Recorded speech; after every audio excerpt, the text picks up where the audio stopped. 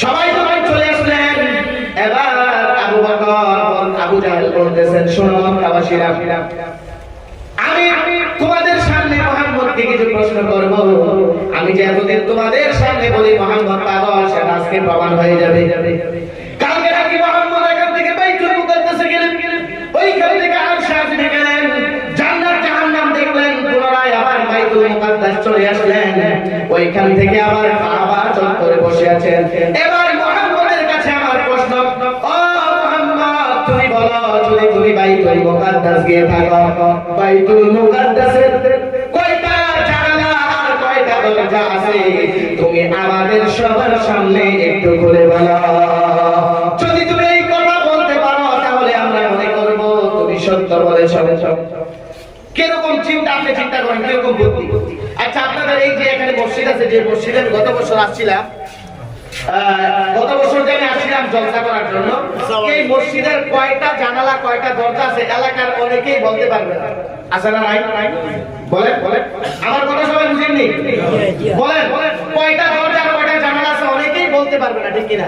কিন্তু নবীজিকে জিজ্ঞাসা করেছে যে বাইতুল মুকাদ্দাসে গিয়ে তুমি নামাজ পড়লা, আবার বলো বাইতুল মুকাদ্দাসের কয়টা দরজা আর কয়টা জানালা আছে। চিন্তা করেন, নবীজিকে অপমান করার জন্য কত বুদ্ধি, অন্য কোনো প্রশ্ন না, এটাই প্রশ্ন।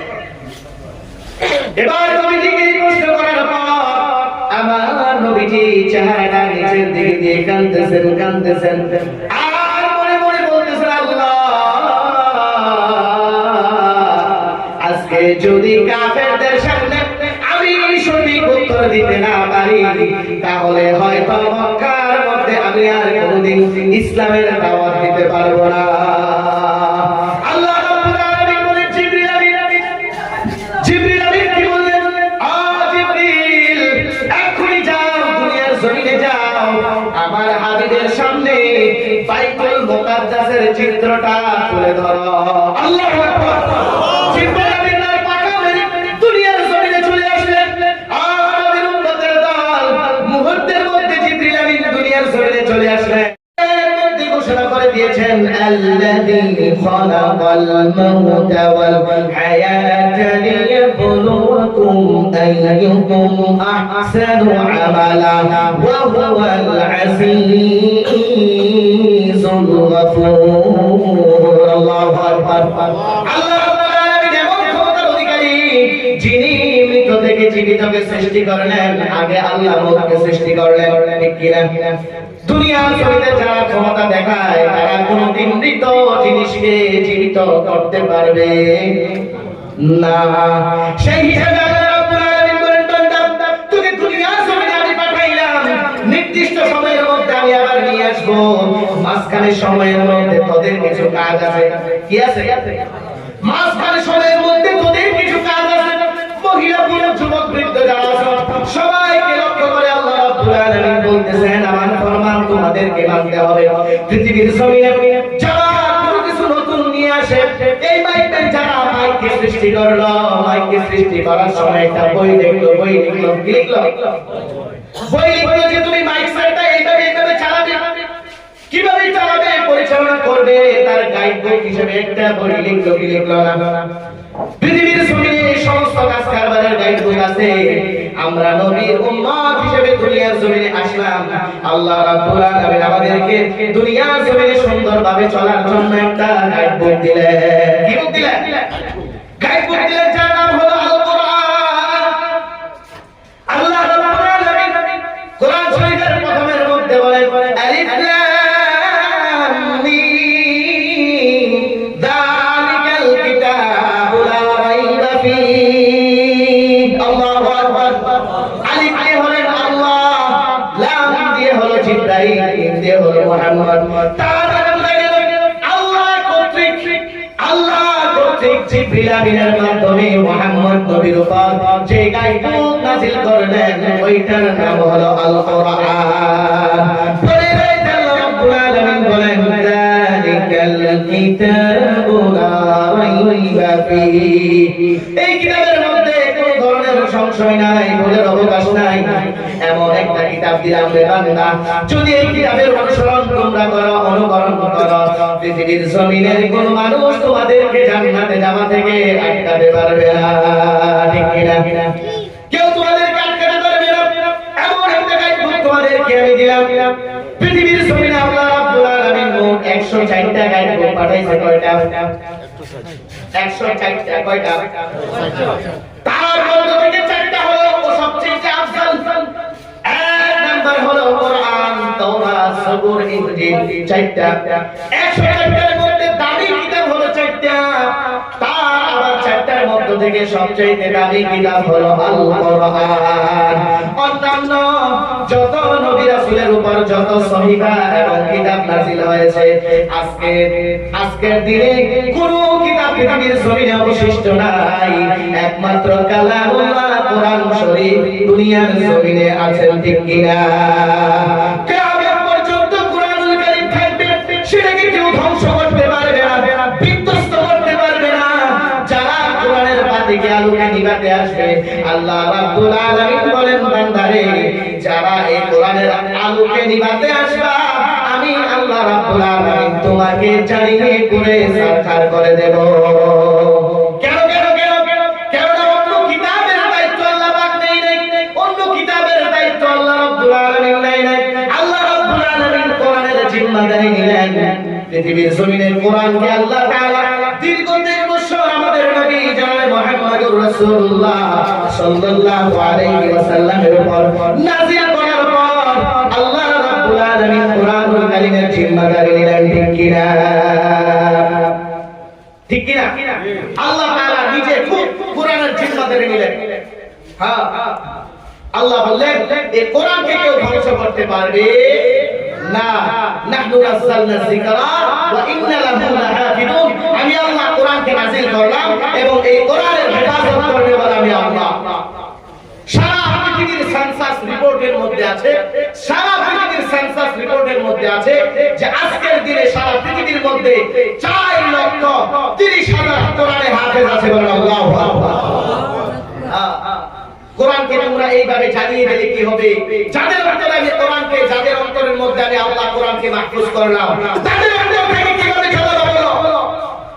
তাদের অন্তর থেকে তোমরা কিভাবে কোরআনে কারীমকে জ্বালাবা?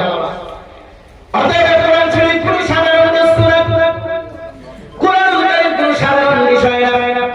আল্লাহ রাব্বুল আলামিন কোরআনকে নেওয়ার জন্য দায়িত্ব দিয়েছিলেন আসমানকে, আসমান বললেন আমি নিতে পারবো না। কোরআনুল কারীমের দায়িত্ব আল্লাহ রাব্বুল আলামিন পাহাড়কে দিলেন, পাহাড় বললেন কোরআনের ভারী ওজন আমি নিতে পারবো না।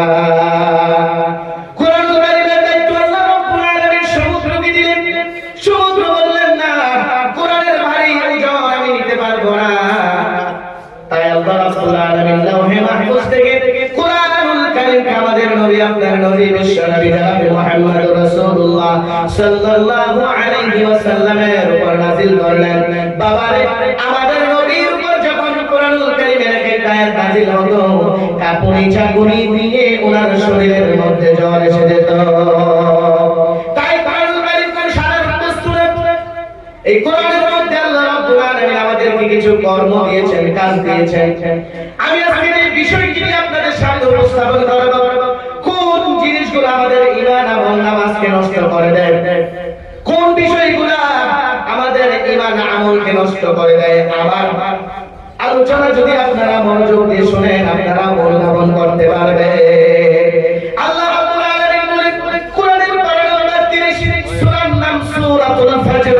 মাঝখান থেকে আল্লাহ রাব্বুল আলামিন বলতেছেন ফাআম্মাল ইনসানু ইযা মাবতালাহু রাব্বুহু ফাআকরামাহু ওয়া না'আমা ফায়াকুলু রাব্বি আকরামান। আল্লাহু আকবার। এত আস্তাগফিরুল্লাহ, আল্লাহু আকবার। কোরআনে কারীম শোনার পরে আস্তাগফিরুল্লাহ। আল্লাহ রাব্বুল আলামিন বলতেছেন ফাআম্মাল ইনসানু ইযা মাবতালাহু রাব্বুহু ফাআকরামাহু ওয়া না'আমা। আল্লাহ তাআলা দুনিয়ার জমিনের মানুষকে পরীক্ষা করার জন্য যখন সম্মান, সম্পদ, নিয়ামত দান করেন, কি বললাম? আল্লাহ রাব্বুল আলামিন পৃথিবীর মানুষকে পরীক্ষা করার জন্য যখন সম্মান, সম্পদ, নিয়ামত দান করেন, পরীক্ষা করার জন্য বান্দা এই জিনিসগুলো পাওয়ার পর, সম্মান, সম্পদ, নিয়ামত পাওয়ার পর আল্লাহর হুকুম মানে না, নবীর তরিকা মানে না, সে মানুষ মানুষের কাছে বলে বেড়ায় ফায়াকুল রব্বি আকরামান, আমার রব আমাকে সম্মানিত করেছে। সেগুলোকে পরীক্ষা মনে করে না। আল্লাহ রাব্বুল আলামিন তাকে যে সম্পদ দিয়েছেন, সম্মান দিয়েছেন, নিয়ামত দিয়েছেন পরীক্ষা করার জন্য, এই বিষয়টাকে, এই কনসেপ্টটাকে সে পরীক্ষা হিসেবে মনে করে না, পরীক্ষা বলে মনে করে না। সে আল্লাহর হুকুম বিধান তো মানেই না, উপরন্তু সে মানুষের কাছে বলে বেড়ায় ফায়াকুলু রব্বি আকরামান, আমার রব আমাকে সম্মানিত করেছেন। এবার আমাদের মধ্যে যারা নামাজি, আমাদের মধ্যে যারা মুসল্লি, মসজিদে যায়, 5 ওয়াক্ত নামাজ পড়ে, আল্লাহর হুকুম মানে, নবীর তরিকা মানে, দেখবেন তাদের মধ্যে অনেকে গরিব মানুষ, ঠিক কিনা? বেশিরভাগ মানুষই গরিব। কথা বুঝেন? কথা ঠিক কি? ঠিক বললাম কি? যারা আল্লাহর হুকুম মানে, নবীর তরিকা মানে, যারা 5 ওয়াক্ত নামাজ পড়ে, রোজা রাখে, আমল করে, তাদের টাকা পয়সা কম, ঠিক কিনা? এবার তারা মনে করি আহারে 5 ওয়াক্ত নামাজ পড়ি, নবীর সুন্নাত মানি, আমল করি, ঈমান আছে, মসজিদে গিয়ে নামাজ পড়ি, আমাদের টাকা পয়সা নাই, অভাব অভাব অভাব, কিন্তু এই লোকটা আমার সমাজের, তার মধ্যে ঈমান নাই, আমল নাই, নামাজ নাই, রোজা নাই, অথচ তার টাকা পয়সা, অট্টালিকা, ধন সম্পত্তির অভাব নাই। এরকম মনের মধ্যে আসে কি আসে না? মানুষের মনে করি যে আসলে আল্লাহ রাব্বুল আলামিন তাকে হয়তো বেশি ভালোবাসেন, তার জন্য তাকে এত নিয়ামত দিয়ে রাখলেন, এত সম্পদের মালিক বানিয়ে রাখলেন, মানুষ এটা মনে করে। কিন্তু আল্লাহ রাব্বুল আলামিন কোরআনের মধ্যে বলতেছেন, ও বান্দারা, তোমরা যা মনে করতেছো তা না, আমি আল্লাহ রাব্বুল আলামিন তাকে পরীক্ষা করার জন্য সম্মান সম্পদ নিয়ামত দান করলাম, কিন্তু সম্মান সম্পদ নিয়ামতকে সে পরীক্ষা মনে করে না, বরঞ্চ মানুষের কাছে বলে বেড়ায় ফায়াকুলু রব্বি আকরামান, আমার রব আমাকে সম্মানিত করেছে। এবার আপনাদের সামনে আমি একটা উদাহরণ দিই। যদি সম্মান, সম্পদ, নিয়ামত এগুলা আল্লাহর ভালোবাসার মাপকাঠি হতো, তাহলে পৃথিবীর জমিনে আল্লাহ তাআলার ভালোবাসার বান্দাদের মধ্যে যার প্রথম নাম হতো, তার নাম ছিল কারুন, ঠিক কিনা? কারণ কারুনের মতো সম্পদের প্রাচুর্য পৃথিবীর জমিনে আর কেউ, বর্তমান সময়ে যারা টাটা, আম্বানি, বিল গেটস আছে, বড়লোক, পৃথিবীর মধ্যে সেরা 10 জন যারা আছে, তাদের সম্পত্তি যদি একত্রিত করা হয় সকলে, কারুনের 10 ভাগ সম্পত্তির 1 ভাগ হবে না। যদি সম্পদের আধিক্যতা, সম্পদের প্রাচুর্য যদি আল্লাহ তাআলার ভালোবাসার মাপকাঠি হতো বান্দারে, তাহলে আল্লাহ তাআলার প্রিয় ভাজনদের মধ্যে যাদের নাম হতো, তার প্রথম নামের তালিকায় হতো কারুনের নাম, ঠিক কিনা? কিন্তু আপনারা আমাকে বলেন, কারুনকে কি আল্লাহ ভালোবাসেন?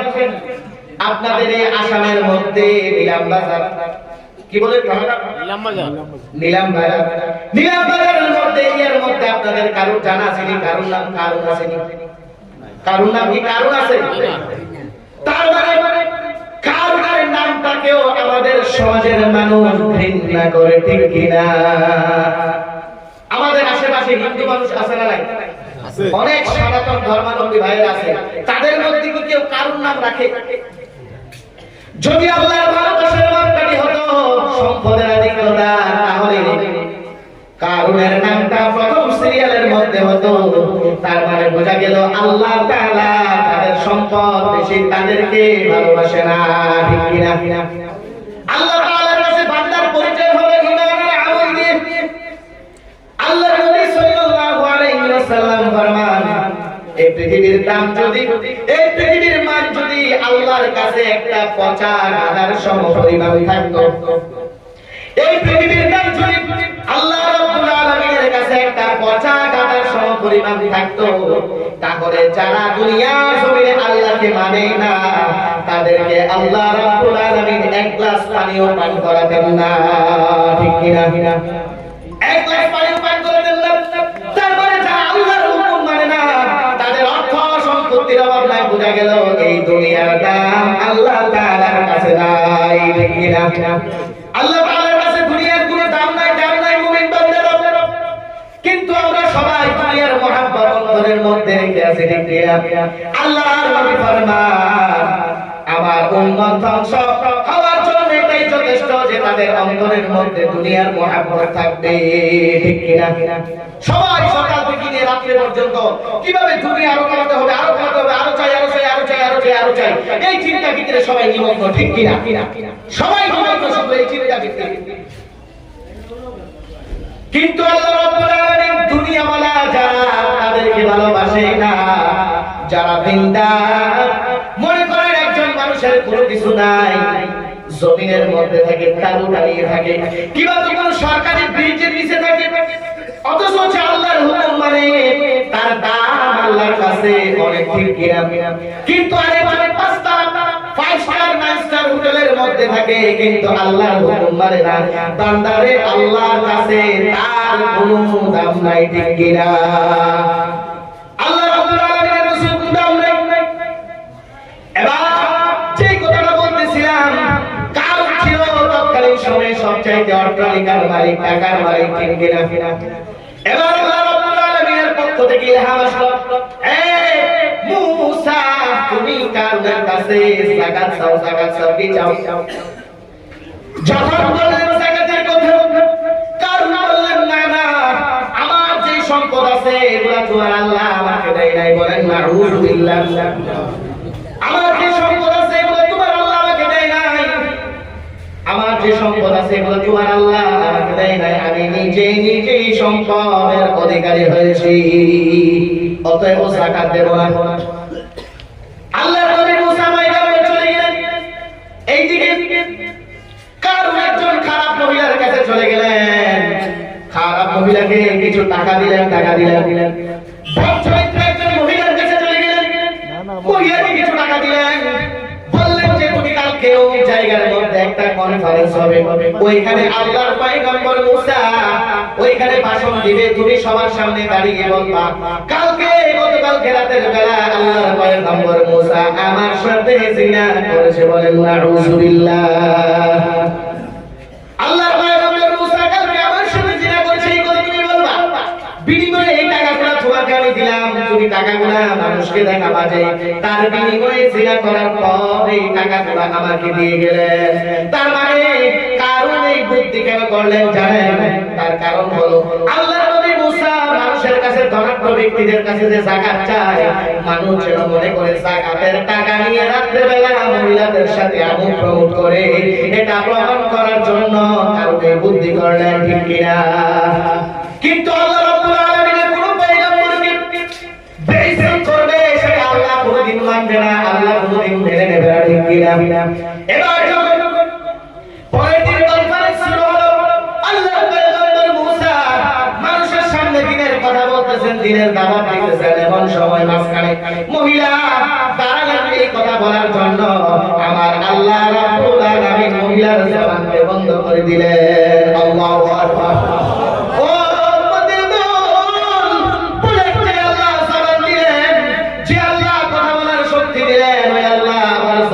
নিতে পারেন কি পারেন না?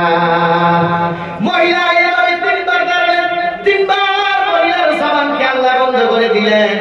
মহিলা এবার নিজে মনস্থির করলেন, আমি এবার সত্য কথা বলে দেব, সত্য কথা বলে দেব। চারবারের সময় যখন মহিলা তার মনের মধ্যে চিন্তা চেতনা নিয়ে আসলেন যে এক্ষুনি আমি সত্য কথা বলে দেব, আল্লাহ রাব্বুল আলামিন পুনরায় মহিলার জবান খুলে দিলেন। আল্লাহু আকবার।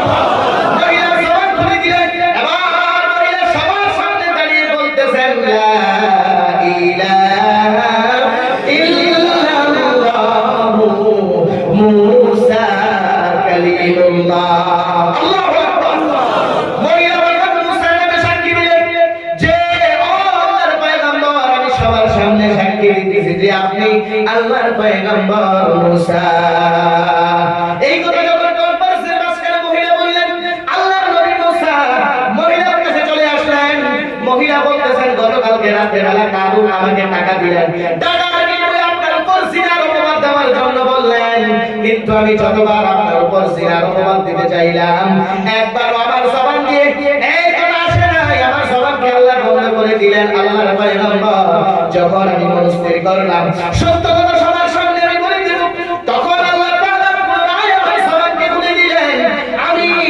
সামনে সবার সামনে আপনাকে আল্লাহর পয়গম্বর আপনাকে মাসুম সবার সামনে আমি সাক্ষী দিলাম প্রমাণ করে দিলাম আল্লাহু আকবার মুসা নবী ছিল অত্যন্ত রাগশালীর মধ্যে খুব রাগী ছিল নবী ছিলেন হযরত মুসা এবার মাটিকে বললেন মাটি ধর আল্লাহ তাআলা মাটিকে কাবে করে দিলেন মাটি যখন মুসা কথা শুনে কারুনকে ধরে ফেললেন আস্তে আস্তে কারুন মাটির নিচে তার সম্পদ সহ ডাবতেছেন যখন তার গলা পরিমাণ ডুবে গেলেন এবার আল্লাহর নবী মুসাকে বলে হে আল্লাহর পয়গম্বর মুসা আমি আমার সম্পদের যাকাত দেব তুমি আমাকে বাঁচাও মুসা বলে তোকে আর বাঁচানো যাবে না আমি তো বাঁচানোর মালিক না তুই যে নাফরমানি করেছিস এটাই তোর জন্য শাস্তি ও বন্ধুগণ ওই দিন থেকে কারুন আজকের দিন পর্যন্ত মাটির নিচে ডাবতেছে তার সম্পদ নিয়ে তারপরে বোঝা গেল এই আলোচনার মধ্যে বোঝা গেল সম্পদ যদি বেশি হয় কোনদিন সম্পদ নিয়ে অহংকার করা যাবে কি বলেন কথা বলেন না কেন সম্পদ যদি বেশি হয়ে যায় সম্পদ যদি বেশি হয়ে যায় সম্পদ নিয়ে কোনদিন অহংকার করা যাবে না এই আয়াত থেকে এটা প্রমাণিত ঠিক কিনা আর যারা সম্পদশালী নামাজ রোজা করে না যারা নামাজি গরিব আছে তারা যেন আমরা এটা না মনে করি যে আল্লাহ তাআলা যাকে সম্পদ দিয়েছেন মনে হয় তাকে বেশি ভালোবাসেন না না আল্লাহ তাআলার হুকুম যারা মানবে আল্লাহ তাআলা তাদেরকে ভালোবাসে ঠিক কি না আল্লাহ রাব্বুল আলামিন কোরআনের আয়াতের মধ্যে বলতেছেন আল্লাহ তাআলা যখন পরীক্ষা করার জন্য সম্মান সম্পদ নিয়ামত দান করেন বান্দা এইগুলা পাওয়ার পর পৃথিবীর জমিনে আল্লাহর হুকুম মানে না নামাজ রোজা করে না উপরোক্ত মানুষের কাছে বলে বেড়ায় ফায়াকুল রব্বি আকরামান আমার রব আমাকে সম্মানিত করেছে এবার আসেন সম্মান যদি আল্লাহর মহব্বতের অধিক সম্মান যদি আল্লাহর মহব্বতের মাপকাঠি হতো তাহলে পৃথিবীর জমিনে ফেরাউনের নামটা আগে থাকতো কারণ ফেরাউনের মতো সম্মানের অধিকারী ওই দিনের কেউ ছিল না ঠিক কিনা তৎকালীন সময়ে ফেরাউনের মতো সম্মানের অধিকারী আর কেউ ছিল না বলেন আজকের দিনে যত বড় নেতা হোক মন্ত্রী হোক মিনিস্টার হোক কেউ নেতা মন্ত্রী মিনিস্টারকে খোদা বলে চেষ্টা করে বলেন আমার কথা কি বুঝেন কিন্তু ফেরাউন বলেছিলেন আলা রাব্বুকুমুল আলা তৎকালীন সময়ে মিশরের অধিবাসী সেটাকে মানলেন এবং মানার পর ফেরাউনকে সিজদা করলেন ঠিক কিনা বলেন ফেরাউন কি আল্লাহ প্রিয় মানুষ ছিল আপনাদের এলাকার কারো ফেরাউন নাম আছে তার মানে ফেরাউনকে আল্লাহ ভালোবাসে অধিক সম্মান হলে যে আল্লাহ তাকে ভালোবাসে এটাও কোনো প্রমাণিত হয় নাই আল্লাহর হুকুমের মধ্যে নবীর তরিকার মধ্যে থাকতে হবে তবেই আল্লাহ রাব্বুল আলামিনের ভালোবাসা পাওয়া যাবে আল্লাহ তাআলার মহব্বতের ব্যক্তি হওয়া যাবে প্রিয় ভাইদের মধ্যে আমার নামটা আপনার নামটা উঠবে ঠিক কিনা ও বান্দারা আল্লাহর কোন নবীর অপমান পৃথিবীর জমিনে সেটা আল্লাহ কোনদিন মেনে নেবেন বলে আল্লাহ কোনদিন সেটা মানবে না কারণ মুসা আলাইহিস সালামকে অপমান করার চেষ্টা করলেন মানুষের সামনে কিন্তু আল্লাহ রাব্বুল আলামিন সেটা হতে দেয় নাই ঠিক কি না আমাদের নবী আপনার নবী বিশ্ব নবী জনাবে মুহাম্মদুর রাসূলুল্লাহ সাল্লাল্লাহু আলাইহি ওয়াসাল্লামকে অপমান করার চেষ্টা করা হয় কি হয় নাই বলে হয়েছে আবু জাহেল তৎকালীন সময়ের মধ্যে আবু জাহেল শব্দের অর্থ যদিও মূর্খের পিতা কিন্তু তৎকালীন সময়ের মধ্যে আবু জাহেলের মতো ব্রিলিয়ান্ট ব্যক্তিত্ব কেউ আরব ভূখণ্ডের মধ্যে ছিল না প্রতিদিন আবু জাহেল কোনো না কোনো প্রশ্ন আমার আপনার নবীকে করে কারণ এলাকার মধ্যে তাকে ভাতিজা লাগতো আমাদের নবী জিজ্ঞাসা করলেন একদিন ভাতিজা তুমি প্রতিদিন কোনো না কোনো নতুন খবর আমাদেরকে শোনাও আজকে বলো তোমার কাছে কোনো নতুন খবর আছে না নাই এই কথা যখন বললেন আমার আপনার নবী মাসুম নবী নবীরা কোনোদিন মিথ্যা কথা বলে কথা বলেন একদিকে কেউ কথা বলবেন না, আমার দিকে রাখেন, সবাই আমার দিকে রাখেন। বলেন আমাদের নবীরা, আমাদের নবী, আপনার নবী কিংবা আল্লাহর পয়গম্বর যারা, তারা কোনোদিন মিথ্যা কথা বলে না। নবীরা ছিলেন মাসুম, বেগুনা, ঠিক কিনা? তৎকালীন সময়ে আমার ভবনের মধ্যে আমার আপনার নবীকে উপাধি দেওয়া হয়েছিল আল আমিন, ঠিক কিনা? নবী বলে গতকালকে রাত্রিবেলা আমি মেরাজে গিয়েছিলাম। মেরাজ মানে কি? আবু জাহেল বলেন মেরাজ মানে কি? আমাদের নবী বলতেছেন গতকালকে রাত্রিবেলা আমি বাইতুল মুকাদ্দাসে গেলাম। শর্ট করে খুব সংক্ষিপ্ত সময় উদাহরণটা বলতেছি। বাইতুল মুকাদ্দাসে গেলাম, ওইখানে নামাজ পড়লাম, আল্লাহর আশীর্বাদের মধ্যে গেলাম, আল্লাহর সাথে মোলাকাত করলাম, জান্নাত জাহান্নাম দেখলাম, পুনরায় আবার বাইতুল মুকাদ্দাস ফিরলাম। এখন আবার মক্কা মুআজ্জামায়ে কাবা চত্বরে নবীজি বসে আছে। এই কথা যখন বললেন, আবু জাহেল বলতেছেন মুহাম্মদ তুমি এখন যে কথা আমার সামনে বললা, বলো আরবের মানুষের সামনে তুমি এই কথা বলতে পারবে কিনা? আল্লাহ নবীজি মিথ্যা কথা বলে না, মিথ্যা কথা বলে না। আমার আপনার নবী বললেন আমি অবশ্যই বলবো, আমি অবশ্যই সাক্ষী দেব। এই কথা যখন বললেন, বাবারে আবু জাহেল দৌড়ে চলে গেলেন সর্বপ্রথম আবু বকরের কাছে। কার কাছে? কারণ তৎকালীন সময়ে নবীজির চাহনেওয়ালা মাত্র 8 থেকে 10 জন মানুষ ছিলেন। কয়জন? 8 থেকে 10 জন মানুষ ছিলেন। তার মধ্যে সবচেয়ে বেশি নবীজিকে কদর করত আবু বকর। আবু বকর নবীজির পাশে থাকত। আবু বকর সবচেয়ে বেশি নবীজিকে ভালোবাসত। আবু বকর নবীজির কথা বেশি মানত। এবার আবু বকরকে যখন আবু জাহেল দৌড়ে চলে গেলেন সর্বপ্রথম আবু বকরের কাছে, আবু বকরকে ডাকলেন, আবু বকর বাড়িতে আসুন। বলে বাড়িতে আসি। বলে একটু বাড়ি আসো, তোমার সাথে আমার একটু কথা আছে। বলে কি কথা? বলে তুমি ঘর থেকে বেরিয়ে আসো। আবু বকর যখন ঘর থেকে বেরোলেন, আবু জাহেল আবার বলতেছেন আমি তোমার সামনে এখন কিছু কথা বলবো, যে কথাগুলো সরাসরি মুহাম্মদের জবান থেকে আমি শুনে আসলাম। আবু বকর বললেন, আবু জাহেল বলতেছেন তুমি আমাকে আগে আমার প্রশ্নের উত্তর দাও, মক্কা থেকে বাইতুল মুকাদ্দাস যেতে কয়দিন সময় লাগে? চিন্তা করেন, আবু জাহেল ছিল সবচেয়ে কূটনৈতিক বুদ্ধির মানুষ। তুমি আমাকে বলো মক্কা মুআজ্জামা থেকে বাইতুল মুকাদ্দাস যেতে কয়দিন সময় লাগে? আবু বকর বলল অনেক দিন লাগে।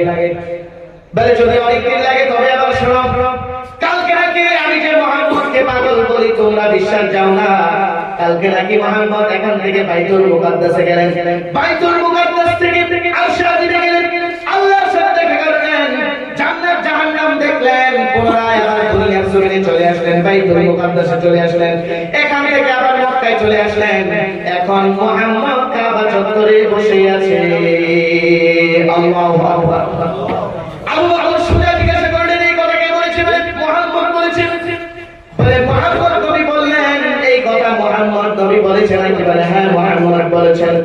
আবু বকর বলেন আবু জাহেলকে সাক্ষী রেখে তবে তুমি সাক্ষী রেখো, আমি আবু বকর সাক্ষী দিলাম আমার নবী যা বলেছেন সত্য বলেছেন।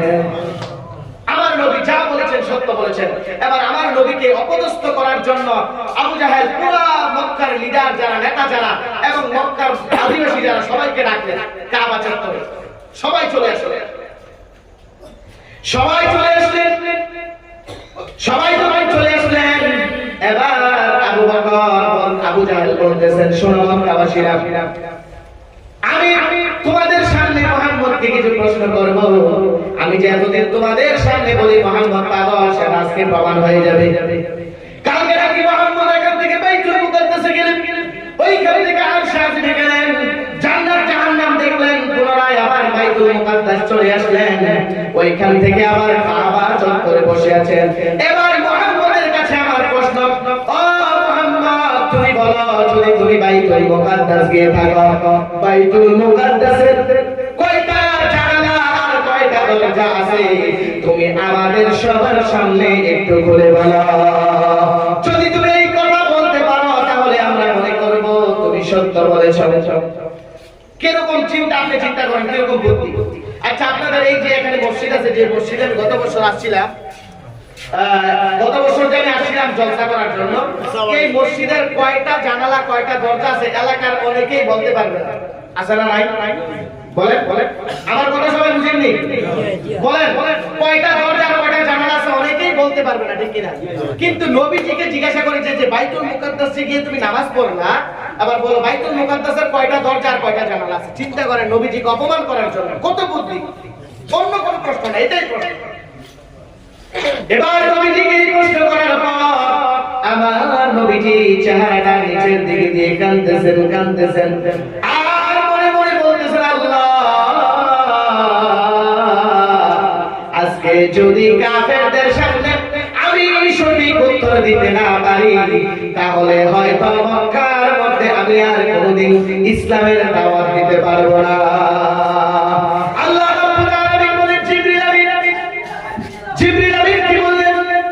জিবরিল, এখনই যাও, দুনিয়ার জমিনে যাও, আমার হাবিবের সামনে বাইতুল মুকাদ্দাসের চিত্রটা তুলে ধরো। আল্লাহু আকবার। জিবরিল আমিন পাকা মেরে দুনিয়ার জমিনে চলে আসলেন। আমাদের উম্মতের দল মুহূর্তের মধ্যে জিবরিল আমিন দুনিয়ার জমিনে চলে আসলেন। বাইতুল মুকাদ্দাসের চিত্রটা আমার নবীজির সামনে তুলে ধরলেন। আমার নবীজি গুনে কাফেরদের সামনে উত্তর দিয়ে দিলেন। এইভাবে পৃথিবীর জমিনে অনেকেই নবী রাসূলদেরকে অপমানিত করতে চাইলেন, কিন্তু আল্লাহ রাব্বুল আলামিন সেটা হতে দেন। আমি যেই কথা বলতেছিলাম, আল্লাহ রাব্বুল আলামিন কোরআনের মধ্যে বলেন, ফাআম্মাল ইনসানু ইযা মাবতালাহু রাব্বুহু ফাআকরামাহু ওয়া না'আমাহু। বান্দাকে যখন আল্লাহ রাব্বুল আলামিন পরীক্ষা করার জন্য সম্মান সম্পদ নিয়ামত দান করেন, বান্দা সেটা পরীক্ষা হিসেবে মেনে নিতে চায় না, মানুষের কাছে বলে বেড়ায়, ফায়াকুলু রাব্বি আকরামান, আমার রব আমাকে সম্মানিত করেছেন। পরে আল্লাহ রাব্বুল আলামিন বলেছেন, ওয়া আম্মা ইযা মাবতালাহু ফাকাদারা আলাইহি রিজকাহু ফায়াকুলু রাব্বি আহানান। আল্লাহ রাব্বুল আলামিন পরে দেখতে বলতেছেন, পুরাই যখন আল্লাহ তাআলা মানুষকে পরীক্ষা করার জন্য অভাব দেয়, মানুষ সেটাকে পরীক্ষা হিসেবে মেনে নিতে চায় না, মানুষ সকালের কাছে বলে বেড়ায়, ফায়াকুলু রাব্বি আহানান, আমার রব আমাকে বেইজ্জত করেছেন, অপদস্থ করেছেন। বলেন নাউযুবিল্লাহ।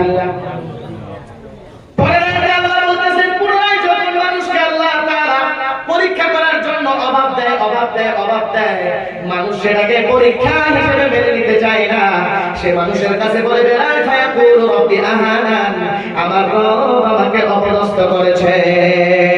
ও মুসলমান, আল্লাহ রাব্বুল আলামিন অনেক মানুষকে টাকা পয়সা অধিক দিয়ে এটা পরীক্ষা করতে চান যে বান্দা অনেক সম্পদের মালিক হয়ে আমি আল্লাহকে ভুলে গেল কিনা। আবার অনেককে গরিবত্ব দিয়ে কুরবান দিয়ে আল্লাহ পরীক্ষা করতে চান। আল্লাহ রাব্বুল আলামিন এটা পরীক্ষা করতে চান বান্দা অভাবে পড়ে আমি আল্লাহকে গালি দেয় কিনা, ঠিক কিনা? এটা আল্লাহ পরীক্ষা করতে চায় যে অনেক সম্পদের মালিক বানায়, যে অনেক সম্পদ পেয়ে আমি আল্লাহকে ভুলে যাই কিনা। আর গরিব দিয়ে গরিবত্ব দিয়ে আল্লাহ পরীক্ষা করে যে গরিবত্ব আসার পর আমার বান্দারা আমাকে গালি দেয় কিনা, এটা আল্লাহ পরীক্ষা করতেছে। আল্লাহ রাব্বুল আলামিন যখন মানুষ আল্লাহকে গালগালাজ করে আল্লাহ তাআলা বলতেছেন, বান্দারে তোরা যে মনে করস তোদের গরিবত্ব আসার পেছনে কারণ আমি আল্লাহ, না, আমি আল্লাহর জন্য তোদের গরিবত্ব আসে না, বরং তোদের গরিবত আসার পেছনে কারণ তোদের কর্মকাণ্ড, ঠিক কিনা? তোমাদের কাজকর্মের কারণে, তোমাদের খারাপ মন্দ কাজকর্মের কারণে তোমাদের সংসারের মধ্যে অভাব আসে, তোমরা অপদস্থ হও, তোমরা অপমানিত হও, তোমরা লাঞ্ছিত হও, তোমরা বঞ্চিত হও, ঠিক কিনা? আল্লাহ রাব্বুল আলামিন পরে রাইতে বলতেছেন, কাল্লা, কখনো না, আমার জন্য না, তোমাদের জন্য। আরবি একটা শব্দ আছে লা, মানে না। আরেকটা শব্দ হলো কাল্লা, কখনো না। এই শব্দের ব্যাখ্যার দিকে যদিও আমি যাইতাম না, টাইম কম। আল্লাহ রাব্বুল আলামিন পরের আয়াতে বলতেছেন, বান্দা চার কারণে মানুষের অভাব আসে। কয় কারণে বলেন? বলেন বলেন বলেন বলেন বলেন কয় কারণে? সবাই বলেন কয় কারণে? চার কারণে তোমাদের অভাব আসে। তোমরা যে মনে করতেছো আমি আল্লাহ তোমাদেরকে কুরবান দিলাম, অভাব দিলাম, না না বান্দারে, আমি দেই নাই, বরঞ্চ তোমাদের কৃতকর্মের কারণে তোমাদের অভাব আসে। এক নম্বর আল্লাহ বলতেছেন, কাল্লা বাল্লা তুকরিমুনাল ইয়াতীম। প্রথম নাম্বার কারণ হলো তোমরা এতিমকে সম্মান দাও না। আছে না নাই? অনেক এতিমের মাল ধন সম্পদ আমরা মেরে খাই, ঠিক কিনা? অনেক এতিম আছে যাদের যার বাপ নাই মা নাই, তার চাচার কাছে দায়িত্ব দিয়ে গেলেন, কিন্তু চাচা তার সম্পদ তারকে বুঝিয়ে দেয় নাই, সে তার সম্পদ পুরো আত্মসাৎ করে নিচ্ছে। আছে না নাই? বলেন আছে না নাই? তারপর এটা বান্দার হক। হকের মধ্যে দুইটা আছে, একটা হলো হকুল্লাহ আর একটা হলো হকুল ইবাদ। একটা হলো আল্লাহর হক, দুই নাম্বার হলো বান্দার হক, ঠিক কিনা?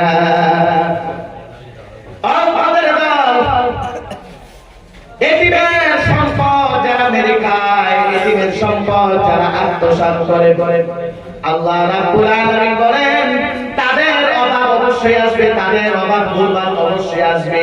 তাদের গুরবাত আশা থেকে কেউ তাদেরকে ফিরাতে পারবে না। যে কারোর হক মারে, যে কারোর হক নষ্ট করে, সে একজনের হক নষ্ট করে না, বরং সবার হক নষ্ট করে, ঠিক কিনা? দেখবেন যদি আমার হক কেউ নষ্ট করে থাকে, আমার পরিবারে ধরুন 10 জন ফ্যামিলি মেম্বার আছে, আমার বউ ছেলে মেয়ে আছে, তো আমার সবার হক নষ্ট করলো সে, ঠিক কিনা? যদি এই এলাকার মধ্যে কোন নেতার কাছে সরকার এইটা দেয় যে তুমি রাস্তাটা করে দিবা, সে যদি পূর্ণাঙ্গভাবে রাস্তার কাজটা না করে টাকা কিছু মেরে দেয়, সে পুরো এলাকার মানুষের হক নষ্ট করেছে, ঠিক কিনা? এরকম ভাবে যার পদ যত বড়, হক নষ্ট করে তত বড় হবে, ঠিক কিনা? এই রাজ্যের জিম্মাদার যারা আছেন, এই রাষ্ট্রের জিম্মাদারিতে দায়িত্বে যারা আছেন, মানুষের জন্য উন্নতের জন্য যদি কোনো টাকা পয়সা গভর্নমেন্ট থেকে আসে আর সেটাকে যদি উন্নতের ব্যবহার না করে সে নিজে আত্মসাৎ করে, তার মানে পুরো উন্নতের হক সে নষ্ট করছে, ঠিক ঠিক? আল্লাহ রাব্বুল আলামিন তার নিজের হক মাফ করতে পারেন, কিন্তু বান্দার হক মাফ করবে না। যতক্ষণ পর্যন্ত বান্দা মাফ না করবেন, ততক্ষণ পর্যন্ত আমার আল্লাহ মাফ করবে না। আল্লাহ রাব্বুল আলামিন বলেন অভাব আসার কারণ চারটা। প্রথম নাম্বার হলো তোমরা এতিমকে সম্মান করো না, এতিমের হক তোমরা মেরে খাও। আল্লাহ রাব্বুল আলামিন ময়দান মাহশারে একজন বান্দার রোজা নামাজের অভাব নাই, হজ যাকাতের অভাব নাই, টাকা পয়সা দান সাদকার অভাব নাই। বান্দা যখন ময়দান মাহশারে উঠবে, অনেক সওয়াব নেই, অনেক সওয়াব নেই, মাঝখানে অনেক মানুষ আল্লাহ তাআলা তাকে যখন জান্নাতি বলে ঘোষণা করবেন, মাঝখানে কিছু মানুষ দাঁড়িয়ে যাবেন তার হকের দাবি নিয়ে। আল্লাহ দুনিয়ার জমিনে এই বান্দাটা আমাদের হক নষ্ট করেছেন, আমাদের জমিন আত্মসাৎ করেছেন, আমাদের টাকা নিয়ে মেরে দিয়েছেন, আর দেয় নাই। আল্লাহ দুনিয়ার জমিনে আমাদের টাকা পয়সা ছিল না, আমাদের জোর শক্তি ছিল না, যার কারণে তার থেকে আমরা হক আদায় করতে পারি নাই। আল্লাহ গো হাসরের মাঠেও কি আমরা আমাদের হক পাবো না?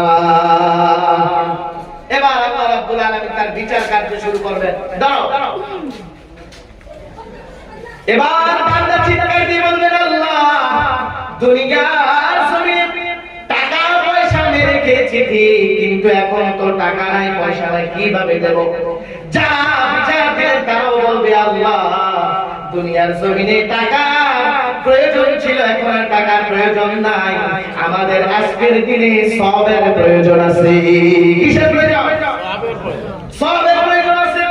এবার আল্লাহ রাব্বুল আলামিনের কাছে বলবেন, আল্লাহ ওই বান্দার কাছ থেকে আমাদেরকে সওয়াব দেন, বিনিময়ে জান্নাত দেন। আল্লাহ রাব্বুল আলামিন সওয়াব দিতে থাকবেন।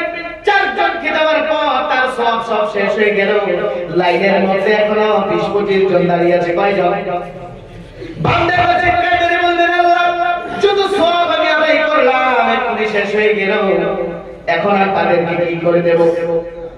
লাইনে যারা দাঁড়িয়েছেন তারা বলবেন আল্লাহ ওর সওয়াব শেষ হয়ে গেছে, ওর কাছে দেওয়ার মতো আমাদের কোনো কিছু নাই, ওর কাছ থেকে দেওয়ার মতো আমাদের কাছে কোনো কিছু নাই, কিন্তু আমাদের কাছ থেকে ওকে দেওয়ার মতো অনেক কিছু আছে। ও আল্লাহ আমাদের গুনাহকে, আমাদের যত গুনাহ আছে তার কাঁধের মধ্যে চাপান, বিনিময়ে আমাদেরকে আপনি জান্নাত দেন, তাকে জাহান্নাম দেন। আল্লাহু আকবার। আল্লাহ রাব্বুল আলামিন এদিন সঠিক বিচার করবেন। অনেক সওয়াবের অধিকারী বান্দার হক মারার কারণে অনেক গুনার অধিকারী হয়ে জাহান্নামে যেতে হয়, ঠিক কিনা? আর যাদের কোনো কিছু নাই, অন্যের হক নষ্ট করেছেন, তারা অন্যের কাছ থেকে সওয়াবের অধিকারী হয়ে জান্নাতে যায়। তার কারণ হলো আমার আল্লাহর দরবারে যখন বিচার কার্য শুরু হবে তখন আল্লাহকে কেউ ঘুষ দিতে পারবে না, ঠিক কিনা? আল্লাহ কি ঘুষ খায় না আল্লাহ সুদ খায়? বলেন বলেন। আল্লাহ ঘুষ খায় না, ঘুষ নেয় না। দুনিয়ার জমিনে আদালতের মধ্যে টাকা দিয়ে বিচারকে পাল্টে দেওয়া যায়, কিন্তু আমার আল্লাহর আদালতের মধ্যে বিচারকে পাল্টে দেওয়া যাবে না। সেই হিসাবে আজকের দিনে আরেকটা শিক্ষা হলো অন্যের হক নষ্ট করা যাবে, এতিমের হক নষ্ট করা যাবে। যদি এতিমের হক নষ্ট করেন, অহংকারী করেন, আল্লাহকে গালি দেন, আল্লাহকে ভুলে যান, তো আমাদের ঈমান আমল নষ্ট হয়ে যায়। আমাদের ঈমান আমল, আমি প্রথমেই বলেছিলাম যে আমার ভূমিকা হলো যে জিনিসগুলো আমাদের ঈমান আমলকে নষ্ট করে দেয়, সেইভাবে আমার ওয়াজটাকে যদি প্রথম থেকে শেষ পর্যন্ত শুনেন আপনারা বুঝতে পারবেন। দুই নম্বর আল্লাহ বলতেছেন বান্দারে, প্রথম নম্বর কারণ হলো কাল্লা বাল্লা তুকরিমুনাল ইয়াতীম, দুই নম্বরে হলো বলা তাহাক্কুনা আলা তাআমিল মিসকিন। আল্লাহু আকবার। বান্দা তোমরা মিসকিন যারা, তাদেরকে তোমরা খেতে দাও না, মিসকিনদের তোমরা খেতে দাও না। অনেক সময় দেখা যায় আমাদের বাড়ি ঘরের মধ্যে অনেক মানুষ ভিক্ষা করতে আসে, তাকে আমরা ভিক্ষা দেই না, খেতে দেই না, বরং যারা দিতে চায় তাদেরকে আমরা না করি, ঠিক কিনা? তাদেরকে আমরা বাধা দিচ্ছি না, তাকে ভিক্ষা দিতে হবে না, তাকে সাহায্য করতে হবে না, এরকম অনেকে আসে না ভাই? আপনাদের সামনে একটা ছোট্ট ঘটনা বলি। একজন স্বামী স্ত্রী, স্বামী খুব বড় লোক, স্বামী স্ত্রী একসাথে ভাত খেতে বসলেন। এমন সময় একজন গরিব মানুষ মিসকিন গেলেন, গিয়ে বলতেছেন বাড়ির মধ্যে কেউ আছো কি? আল্লাহর নামে আমাকে কিছু সাহায্য দাও, আমি সারাদিন কিছু খাই নাই, যদি তোমাদের কাছে খাবার থাকে আমাকে কিছু খেতে দাও। এই কথা যখন বললেন, স্ত্রী ছিল খুব আবেগময়ী, উনি ওই ব্যক্তিটাকে মিসকিনকে কিছু দিতে চাইলেন। স্বামী ছিল কট্টর, অনেক টাকা পয়সার মালিক ছিল, অনেক টাকা পয়সার অধিকারী ছিল, তার অহংকার ছিল অনেক বেশি। এবার স্ত্রী যখন ওই ভিখারিকে মিসকিনকে কিছু দিতে গেলেন, স্বামী স্ত্রীকে এনে এমন মার মারলেন বাবা, সাথে সাথে ওই স্ত্রীকে তালাক দিয়ে দিলেন। কি দিলেন? তালাক দিলেন। কেন সাহায্য করলে? ওই মিসকিনকে কেন তুমি সাহায্য করলে? এই কারণে স্ত্রীকে তালাক দিয়ে দিলেন। ওটা ওটি কেন করতেছেন? আপনাদের কি ভালো লাগে না? সবাই বসেন, একটু বসেন। আল্লাহকে কইয়া দেন। স্ত্রীকে তালাক দিয়ে দিলেন, মারধর করলেন, সাথে যে মিসকিনকে সাহায্য করলেন মিসকিনকেও মারলেন। মিসকিন এবার আল্লাহর দরবারে বিচার দিলেন, আল্লাহ তুমি আমাকে মিসকিন বানাইলা মাওলা, যখন আমি সাহায্য চাইতে আসলাম সাহায্য দিল না, বরং আমাকে মারধর করলো। আল্লাহ ও মালিক, এই জমিনে বিচার আমার মতো মিসকিনের বিচার কেউ করবে না রে আল্লাহ। তোমার দরবারে আমি বিচার দিলাম, তুমি আল্লাহ তাআলা আমার বিচার তুমি করবা। কার দরবারে বিচার দিল? বলেন আল্লাহ কি কোনদিন মাসলুমের দোয়া ফিরিয়ে দেয়? বলেন মিসকিনের দোয়া আল্লাহ ফিরিয়ে দেয়? মাসলুমের দোয়া আল্লাহ সাথে সাথে কবুল করে নেয়। লা হিজাবা বাইনানা ওয়া বাইনাল্লাহ, আল্লাহর মধ্যে আর মাসলুমের মধ্যে কোনো ধরনের হিজাব থাকে না, পর্দা থাকে না। আল্লাহ সরাসরি বিচার করে। পরে পরে পরে পরে পরে পরে পরে দেও না বসন্ত ওয়াজ না দেয় না। এবার ওই মিসকিন আল্লাহর কাছে যখন বিচার দিয়ে দিলেন, আল্লাহ রাব্বুল আলামিন বিচার করবেন। কিছুদিন পর স্ত্রীকে যখন তালাক দিয়ে দিলেন, এই স্ত্রীটার মহিলাটার ওই যুবকের সাথে যে মিসকিন ছিল তার সাথে বিবাহ হয়েছে, আল্লাহ তাআলা তাকে এত সম্পদের মালিক বানালেন। পুনরায় একদিন আমার স্বামী তারা একসাথে খেতে বসলেন। কে যেন দরজার সামনে এসে বলতেছে, আমি অনেক ক্ষুধার্ত, আমাকে আল্লাহর নামে কিছু খেতে দাও, সারাদিন কিছু খাই নাই। কে যেন দরজার সামনে এসে বলতেছে। ওই ভিখারি আল্লাহ তাআলা তাকে এত অট্টালিকার মালিক বানালেন, আবার আল্লাহর হুকুমে ওই মহিলার সাথে ভিখারির বিয়ে হয়ে গেল। তারা দুইজন গরিব মধ্যে যখন খেতে বসলেন, ওই মিসকিন যখন আবার গেলেন, মিসকিন যে গেলেন উনি হলেন তার আগের স্বামী ধনাঢ্য ব্যক্তি। এবার স্ত্রী যখন ঘর থেকে বের হলেন তাকে ভিক্ষা দেওয়ার জন্য, এসে তার চেহারা সুরতের দিকে তাকিয়ে এমন কাঁদতেছেন। স্বামী আবার অনেকক্ষণ গরিব মধ্যে অপেক্ষা করতেছেন। পুনরায় স্বামী আর যখন বাইরে আসলেন বলতেছেন, তুমি কাঁদতেছো কেন? বলে চেহারার দিকে তাকিয়ে দেখে চিনতে পারেন কিনা দেখুন। এবার তাকিয়ে দেখে তার আগের স্বামী যে এই মিসকিনকে মারধর করেছিল, স্ত্রীকে তালাক দিয়েছিল, অহংকার করার কারণে, মিসকিনের উপর জুলুম করার কারণে আল্লাহ তাআলা তাকে মিসকিনের জায়গায় চেয়ারে বসিয়ে দিলেন। আল্লাহ পারে কি? আল্লাহ পারেনি? বলেন আল্লাহ পারেনি? সকাল বেলার ধনী রে তুই ফকির সন্ধ্যাবেলা। অহংকার করার কোনো কিছু নাই বান্দারে, অহংকার করার কোনো কিছু নাই। আমার আল্লাহ যদি চায় যে গাছতলায় থাকে তাকে পাঁচতলার উপরে দালানের মধ্যে থাকতে পারে, ঠিক কিনা? আর যদি আমার আল্লাহ চায় পাঁচতলার উপর থেকে নামিয়ে পাঁচতলায় তাকে জায়গা করে দেয়। আল্লাহু আকবার। এটা হবে না আপনার আবার যার বিচারের মধ্যে কোনো ধরনের দুই নম্বরই নাই, শুধু ইনসাফ আছে। এবার আল্লাহর নবীর একটা হাদিস আপনাদের সামনে উপস্থাপন করি, তারপর আমি আমার বয়ান শেষ করে দেব ইনশাআল্লাহ। একটা হাদিস বলবো ইনশাআল্লাহ, বলবো ইনশাআল্লাহ। যে হাদিসটা বলবো আপনারা আমল করবেন। বুখারী শরীফের 2766 নম্বর হাদিস, বুখারী শরীফের 2766 নম্বর হাদিস। হাদিসের রাবি হলেন হযরত আবু হুরায়রা রাদিয়াল্লাহু তাআলা। আল্লাহ নবী সাল্লাল্লাহু আলাইহি ওয়াসাল্লাম ফরমান, যে উম্মতেরা তোমরা সাতটি মারাত্মক পাপ থেকে নিজেকে বাঁচাও। কয়টি? সাতটি মারাত্মক পাপ থেকে তোমরা তোমাকে বাঁচাও। কয়টি? এই সাতটি পাপ যদি তোমরা করো বান্দারে, তাহলে কোনদিন আল্লাহর জান্নাতে যেতে পারবা না। সেই সাতটা বিষয়ের উপর আমল করব ইনশাআল্লাহ। এক নাম্বার হলো শিরক বিল্লাহ। এক নাম্বার হলো শিরক বিল্লাহ, আল্লাহর সাথে শিরিক করা। আল্লাহ রাব্বুল আলামিন এই কপাল অনেক সুন্দর করে বানাইছেন, চেহারা সুন্দর করে বানাইছেন। এই কপালে একমাত্র আল্লাহর কদমে সিজদা দিবে, অন্য কোন পীরের কদমে কপাল দ্বারা সিজদা করা যাবে? বলে এরকম পীরের কুতুব আছে না নাই? আছে আছে। আমাদের এই আসাম, বাংলাদেশ, ভারতবর্ষ এগুলোর মধ্যে বেশি, ঠিক কিনা? পীর মাজার ইত্যাদি আছে না নাই?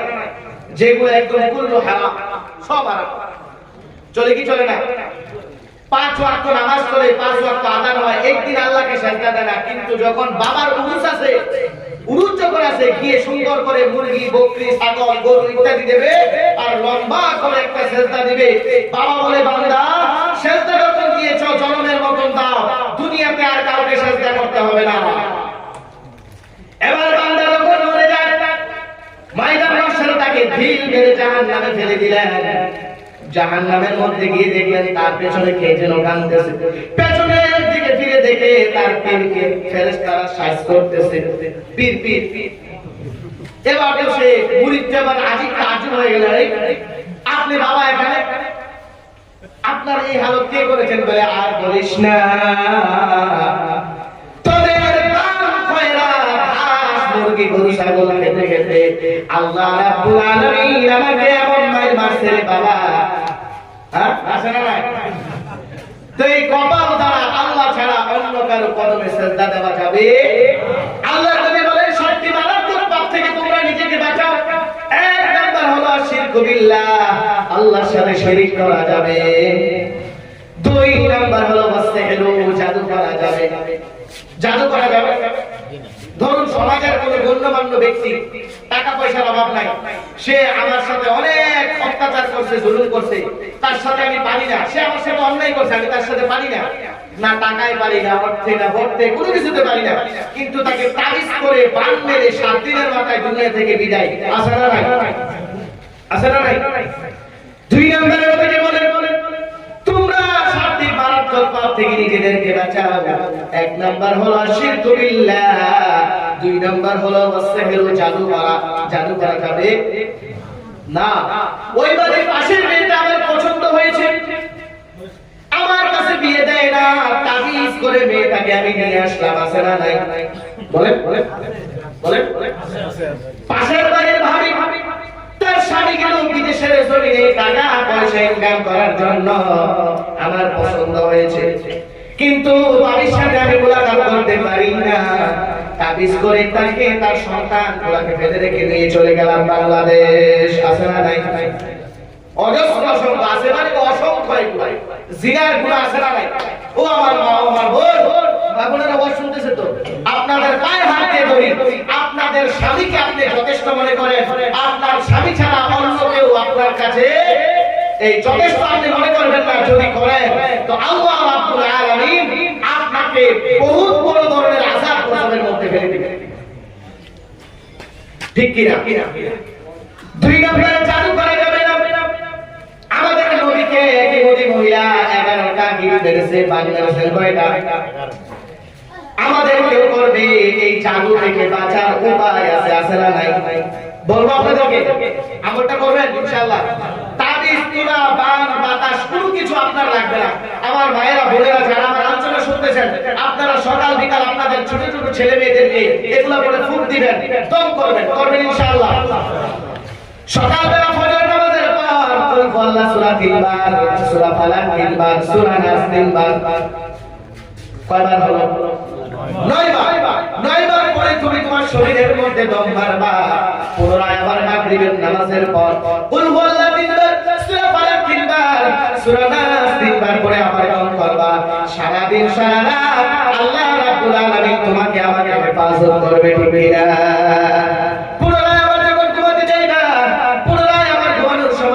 আল্লাহ 3 বার, সূরা ইখলাস 3 বার, সূরা ফালাক 3 বার, সূরা নাস 3 বার আবার শরীরের মধ্যে দম করবা। বান্দারে রাতে বেলা ঘুমিয়ে তুমি কোন ধরনের খারাপ স্বপ্ন দেখবা না। শিখছেন? আমলটা শিখছেন? হ্যাঁ, একটা তাবিজ বলে দিলাম, তাবিজ টাকা ছাড়া তাবিজ দিলাম। এই তাবিজ যতদিন আপনি আমল করবেন ইনশাআল্লাহ ফায়দা হবে। হবে কি হবে না? ফায়দা হবে ইনশাআল্লাহ। 2 নম্বরে পাপ হলো ওয়াসিহরু, জাদু করা যাবে না। 3 নম্বরে হলো নাফসিল্লাতি হারামাল্লাহু ইল্লা বিল হক, অন্যায়ভাবে কাউকে হত্যা করা যাবে। বলেন অন্যায়ভাবে কাউকে হত্যা করা যাবে না। আবু দাউদ শরীফের হাদিস, কোন পাখিকে যদি কেউ হত্যা করে অন্যায়ভাবে, পাখিটা আল্লাহর দরবারে বিচার দেবে, আল্লাহ গো আমাকে শুধু সে হত্যা করলো, আল্লাহ তাআলা পাখির বিচার করবেন। আর মানুষকে অন্যায়ভাবে হত্যা করা কি হত্যা করা যাবে? আরো দুশমন হলেও, আরো শত্রু হলেও কাউকে হত্যা করা যাবে না। কিন্তু মোবাইলের মধ্যে দেখা যায় কি যায় না, বাড়ির জায়গা সম্পত্তি নিয়ে একজনকে খুন করে হত্যা করে। ঠিক কিনা? ঠিক কিনা? বলেন। 4 নাম্বার হলো, 4 নাম্বারটা বলবো, এই 4 নাম্বার নিয়ে আলোচনা করলে সারা রাত লাগবে, একটু বলবো। 4 নাম্বার হলো রিবা, সুদ খাওয়া যাবে। বলেন আমার সাথে সাথে সবাই বলেন, সুদ দেব না, সুদ নেব না, সুদের হিসাব লিখব না, সুদের সাক্ষী হব না। এই 4 কিসমের মানুষের উপর আল্লাহর নবীর 24 ঘন্টা লাআনত। বলেন নাউযুবিল্লাহ। আল্লাহ আমাদেরকে সুদ থেকে হেফাজত করুন, বলেন আমিন। সুদের 70টা ভয়াবহতা আছে, কয়টা? বলেন। তার মধ্যে আমি একটা মাত্র বলি, 8 নাম্বার ভয়াবহতা। 8 নাম্বার ভয়াবহতা, যে মা আপনাকে আমাকে জন্ম দিলেন, ওই মায়ের সাথে জিনার গুনাহ হয়। বলেন নাউযুবিল্লাহ। সুদের কারবার যে করবে, সুদের কাজ কারবার যে করবে, সে যেন তার মায়ের সাথে জিনায় লিপ্ত হয়। বলেন নাউযুবিল্লাহ। সামান্য পরিমাণ সুদ, সে তার মায়ের সাথে যেন জিনায় লিপ্ত হয়। এরকম ভাবে 70টা ভয়াবহতা আছে। কয়টা? 70টা ভয়াবহতা আছে। আল্লাহ আমাদেরকে সুদ থেকে হেফাজত করে বলেন আমিন। 2 নাম্বার, 4 নাম্বারের পরে 5 নাম্বার হলো ওয়া আকুল মালিল ইয়াতীম, ইয়াতীমের মাল অন্যায়ভাবে আত্মসাৎ করা। এতিমের মাল অন্যায়ভাবে আত্মসাৎ করা। যারা এতিমের মাল খায় তারা নিজের পেটের মধ্যে আগুন ঢোকায়। আগুন ঢোকায় কি ঢোকায়? মদিনা বলে, নবী বলে তাদের পেটের মধ্যে আগুন ঢোকায়। তার মানে এতিমের মাল অন্যায়ভাবে ভক্ষণ করা যাবে। 6 নাম্বার ওয়াতাওয়াল্লি ইয়াউমাস সাহাবী, জিহাদের ময়দান থেকে পলায়ন করা। 7 নাম্বার ওয়াকাফুল মুহসানাতিল মুমিনাতিল গাফিলাত, কোন সতী সাথী নারীর উপর কোন জিনার ব্যভিচারের অপবাদ দেওয়া যাবে না। কোন সতী সাথী নারীর উপর অন্যায়ভাবে কোন ব্যভিচারের অপবাদ দেওয়া যাবে না। এই 7টা পাপ থেকে আল্লাহর নবী আমাদেরকে উপদেশ দিলেন বেঁচে থাকার জন্য। বেঁচে থাকবে ইনশাআল্লাহ, সবাই বেঁচে থাকবে ইনশাআল্লাহ। আজকে আলোচনা কি হয়েছে একটু প্রথম থেকে বলি। আজকে আলোচনার প্রথম অংশ হলো, যদি অট্টালিকা বেশি হয়, ধন সম্পদ বেশি হয়, আল্লাহর না শুকরিয়া করা যাবে? বলেন বলেন, অহংকার করা যাবে না। যদি অভাব আসে, গরিবত্ব আসে, আল্লাহকে গালি দেওয়া যাবে না, ঠিক কি না? 3 নম্বরে আল্লাহ বলেন, বান্দারে তুমি মনে করতেছ আমার জন্য কষ্ট না, তোমরা এতিমকে সম্মান করো না, এতিমের মাল সম্পদ তোমরা মেরে খাও, তার জন্য তোমাদের অভাব আসে। তার মানে হলো অন্যায়ভাবে অন্যের হক নষ্ট করা যাবে। আরেকটা হলো মিসকিনকে সবসময় সদাচরণ করতে হবে, মিসকিনকে খাবার দিতে হবে, তার